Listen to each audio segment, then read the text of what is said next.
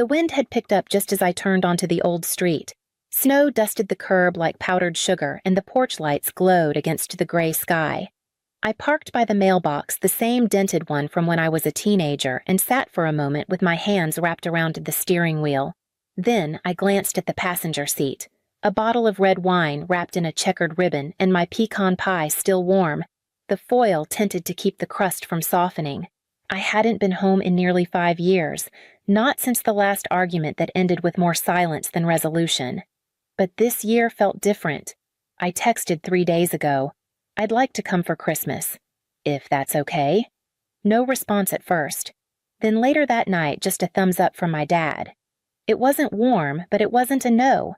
I stepped onto the porch. The cedar wreath still hung lopsided on the door, and through the front window I saw people moving in and out of the dining room. Candles flickered. Someone laughed a loud, belly-deep kind of laugh that must have belonged to my Uncle Rich. The scent of cinnamon and ham and something sweet floated into the cold air. I knocked twice. The door opened so fast it startled me. And then there he was, my father. Still tall, still rigid. Gray had spread deeper into his beard since I last saw him, but his eyes hadn't softened. He looked me over once. My boots, my coat, the pie in my hands. Then he leaned his arm against the frame and said flatly, "We don't want you here. Go ruin someone else's holiday." At first, I thought I hadn't heard him right. I blinked, stunned by the clarity of it. Behind him, I caught glimpses of everyone else, my mother pouring wine, my sister adjusting the table runner, my youngest cousin chasing a piece of tinsel across the floor. No one looked our way. No one called out. I stood there long enough for the cold to settle into my spine. Then I stepped back onto the snow-dusted porch and said, "Got it." The door closed, not slammed, just shut, clean and final. I walked down the steps, my breath catching in the frozen air. The bottle of wine swung at my side. The pie trembled in its tin, still warm against my glove. I made it to the car before my knees buckled. I didn't cry when I pulled out of the driveway.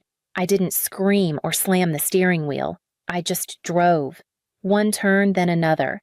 Then the long curve onto Main Street where all the lights were still strung across the lampposts like nothing had happened. My fingers wrapped tighter around the wheel, trying to keep the tremble out of my arms. The pie sat on the passenger seat, untouched, the crust broken slightly from where I'd gripped it too hard. Then my phone started buzzing. At first, I ignored it, but it wouldn't stop. 3 calls, then 4. I glanced at the screen on the 5th. It was him. I let it ring once more before I picked up. "Lenora," he barked like I'd disappeared without warning. "Where are you?" The sound of his voice cracked something in me. "You told me not to come," I said, voice even. "So I left." There was a pause like static before a storm. "What are you talking about?" he snapped. "You never showed. Everyone's asking where you are." I pulled over to the side of the road, the tires crunching over packed snow. "I knocked on the door," I said. "You opened it. You told me to leave." "I didn't know you were coming," he said quickly, breathless now. "You never said anything. I texted you 3 days ago." "No, you didn't." "I did. I never saw it." He sounded indignant now, defensive, like he was the one being wronged. "I figured you were spending Christmas with friends again," he added softer. "We assumed you were avoiding us." I stared at my reflection in the rearview mirror. My face was pale, lips cracked eyes, tired in a way I hadn't noticed until now. "You assumed," I said quietly, because it made the story easier to tell. He didn't respond right away. I could hear muffled voices in the background, silverware clinking, laughter still leaking through like nothing had broken.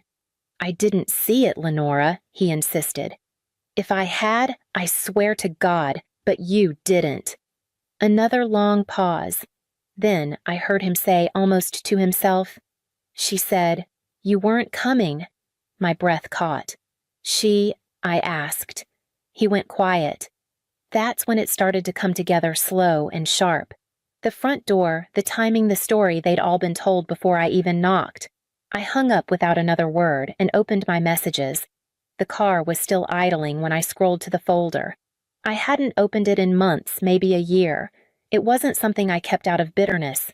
It was survival, proof in case I ever started doubting myself again. Holiday history, 2017 to now. I tapped it open. The screen lit up with screenshots, old text chains where my messages went unanswered. Birthday greetings, holiday check-ins, even a photo I'd sent of a painting I'd done for Mom. Seen, never acknowledged. I kept scrolling. A clipped voicemail from last Thanksgiving, his voice cool, saying, "Well, if you cared about family, you'd show it." I had responded. He just never listened. There were more. Voice memos I'd recorded after fights, therapy reflections, pieces I never shared with anyone. I wasn't trying to build a case back then. I was trying to hold on to what was real. The truth had this way of slipping through my fingers whenever I confronted him directly. He'd always twist it, talk over me, call me too sensitive. But the last file in the folder was new. It was a short audio clip, 13 seconds. I'd pressed record without thinking the moment I saw his face at the door. I hit play. His voice low and flat. "We don't want you here. Go ruin someone else's holiday." A pause, then quieter as the door closed. "That should do it." I stared at the phone chest tight. There it was, intent, not reaction. He hadn't just pushed me away. He had planned for it. Told a version of the story where I never tried, never showed, never mattered. So when I appeared, he needed me gone fast enough that no one would have time to ask questions. But I had the record. My hands stopped shaking. Slowly, I tucked the phone into my lap and looked out at the road stretching ahead of me. The cold outside hadn't changed, but something inside me had. I wasn't going back to be included. I was going back to be heard. I turned the car around without thinking. The roads were slick but familiar. I knew the timing, the traffic, even the way the holiday lights glowed just a little duller the farther I got from Main Street. I didn't rehearse what I was going to say. I didn't need to. I wasn't walking into that house for forgiveness. I was walking in with facts. When I pulled into the driveway again, the porch light was still on. From the outside, nothing had changed, but I had. This time when I knocked, it was my mother who answered. She blinked like she was seeing a ghost. "Lenora." She asked, her voice low and confused. I didn't wait for an invitation. I stepped past her into the hallway where the scent of pine and sugar clung to the air. My boots left melted snow in small puddles behind me. I heard voices from the dining room, laughter softening into confusion as I entered. My father was sitting at the head of the table, a glass of bourbon half drained in front of him. He looked up stunned for a second, then leaned back in his chair. My siblings fell silent. A fork clinked against a plate. "I didn't come back for pie," I said, my voice calm and level. "I came back for truth." No one moved. I pulled my phone from my coat pocket and opened the folder. Then I tapped play. His voice filled the room. "We don't want you here. Go ruin someone else's holiday." And then, "That should do it." For a second, no one breathed. My brother's face went blank. My aunt put her hand over her mouth. My cousin leaned forward slightly as if to confirm what she heard. My mother swayed a little where she stood. My father's jaw tightened. "You always make everything about you," he said, too loud like volume could rescue him from exposure. "No," I said evenly. "I've just stopped letting you erase me." The room didn't erupt. It collapsed, quietly, completely. My mother looked at me with wide, wet eyes. "Why didn't we see it sooner?" she whispered. I didn't answer. I didn't need to. I could feel it in the shift of the room, in the way no one looked at him this time for guidance or defense. They looked at me.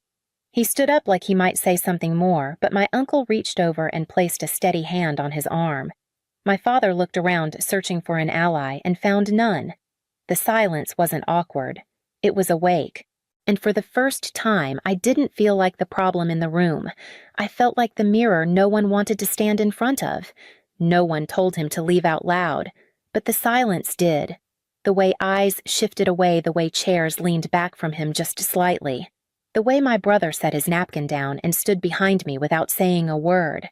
That was all it took. My father looked around the room, waiting for someone, anyone to come to his defense. No one did. He muttered something under his breath, grabbed his glass like he meant to drain it, but changed his mind and set it down harder than necessary. Then he walked to the door without putting on his coat. He slammed it behind him. The sound echoed, then was gone. A few seconds passed. The wine glasses stopped trembling on the table. My aunt exhaled. My cousin sat back slowly. And then, one by one, people began to move again, gathering plates, offering to help clean up, checking in with each other in quiet voices. No one asked me to leave. I stepped out of the dining room into the hallway where the light was softer. I leaned against the wall for a moment, unsure if the shaking in my chest was grief or relief. Maybe both. My mother found me there. She didn't speak right away, just looked at me the way she used to when I was little and feverish, unsure how bad it really was. "I thought you were the strong one," she said finally. I looked at her, at the tired lines around her eyes, at the hands that had poured drinks and kept the peace and stayed quiet. "I wasn't strong," I said. "I was tired." "And you never asked why." Her mouth opened like she had a reply, but nothing came. She just nodded slowly, like the words had landed somewhere deep and would take a while to settle. From the dining room, I heard someone laugh. Not the loud, hollow kind from before, something smaller, unsure. Like a crack in the tension. It wasn't joy yet, but it wasn't fear anymore either. Later that night, after most of the guests had gone and the dishes were stacked in the sink, my mother called me into the living room. She had a photo album on her lap, one I hadn't seen in years. The leather binding was cracked along the edges, the corners curled where time had worn them soft. She flipped through the pages slowly, her fingers pausing on each image like they were tiny traps of memory. Then she stopped at one. It was me, 12 years old, cheeks flushed, holding a blue ribbon in one hand and a framed certificate in the other. I remembered that day. It was the regional art fair. I'd won first place for a painting I'd stayed up all night finishing. I remembered the way my teacher beamed, how my classmates clapped. I hadn't remembered who took the photo. In the corner of the frame, barely visible, was my father. His arms were crossed. He was looking away. My mother stared at it for a long time before speaking. Even then, she said, her voice low. We confused his control with care. I didn't say anything. I didn't need to. I had felt that silence for years, each time he dismissed something I loved, each time he tightened the mood of a room just by walking into it. "He never knew what to do with you," she continued. "You were so much. Too much, maybe. For him."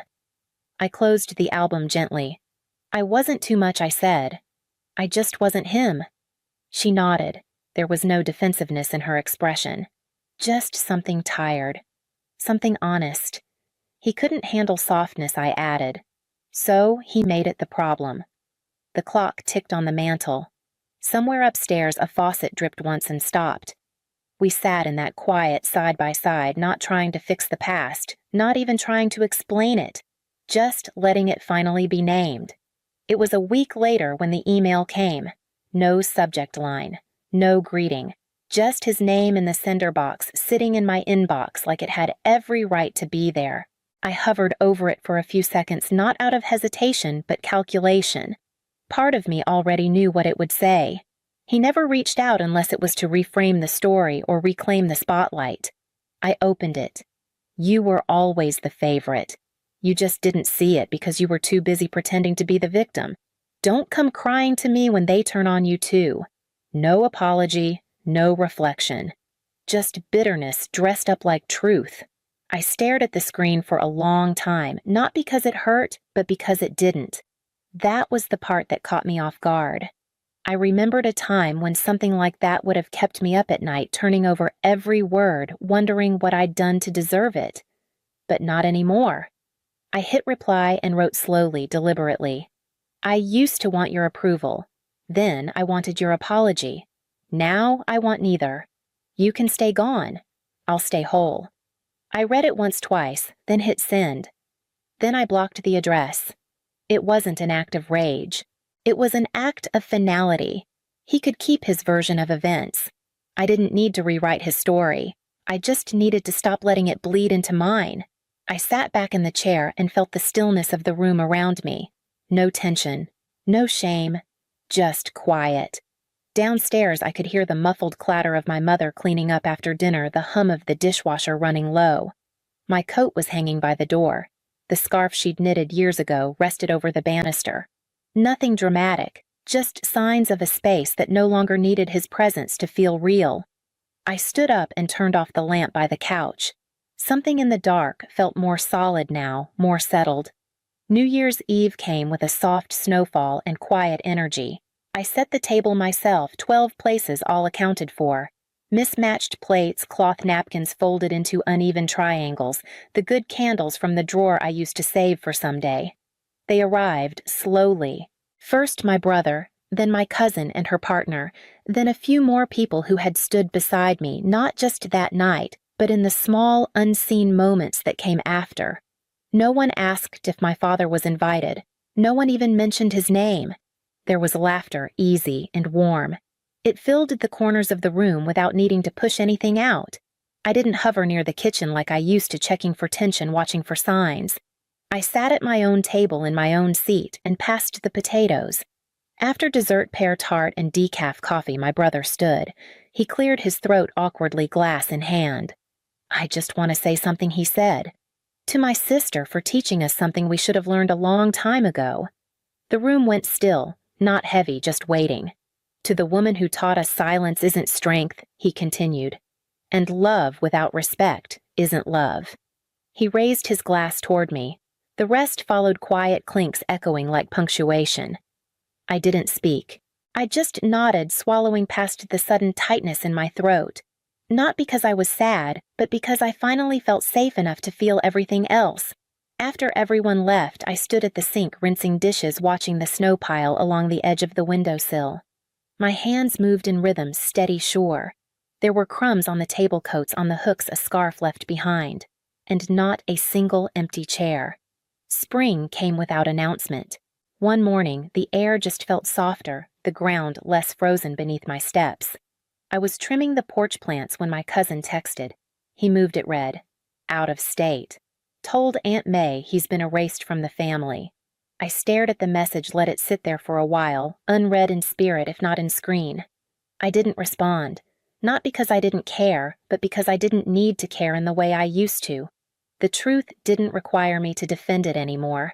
There had been a time when hearing that would have set off something inside me, panic, guilt, confusion, a compulsion to correct the story before it spread too far. But that instinct was gone now. He was telling people what he needed to feel better about himself. I was living what I needed to feel whole. That morning I made coffee, took my cup to the porch, and sat in the old wooden chair that had always creaked under his weight. The sun hit the railing just right, casting pale lines across my knees. Birds called from the power lines. A breeze moved through the nearby oaks.